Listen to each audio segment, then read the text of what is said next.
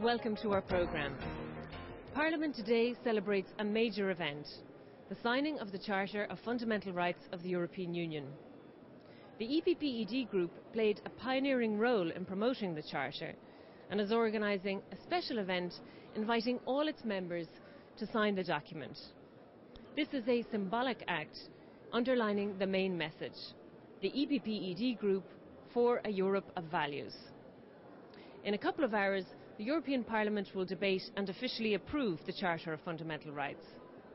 Íñigo Méndez de Vigo, the group's spokesperson on constitutional affairs, talks to Yanis Zagrafos on the importance of the Charter for citizens. Firstly, it shows that the European Union is more than a supermarket. It's a Europe of values, values that unite the Europeans through human dignity and the liberties proclaimed in the Charter. And secondly, because it adds values to the citizens.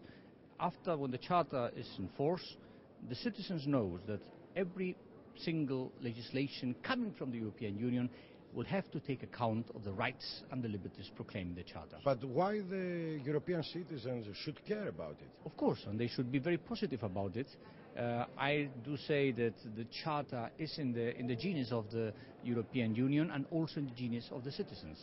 Is it legally binding to all member states?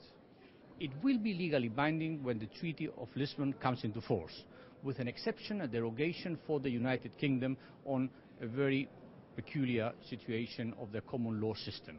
But it will be legally binding, and that's an added value for the citizens. They know that the liberties and rights proclaimed in the Charter will be part of their everyday life.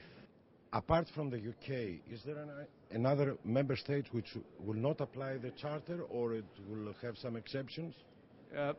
Poland, during the time of the Kaczynski government, said or declared that they would like to follow the path of the British government.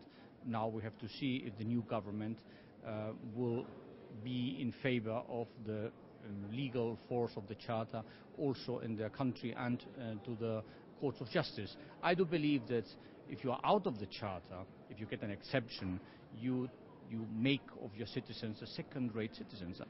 What is exactly the Lisbon Treaty, and when is going to get into force, and so will make the Charter of Fundamental Rights applicable?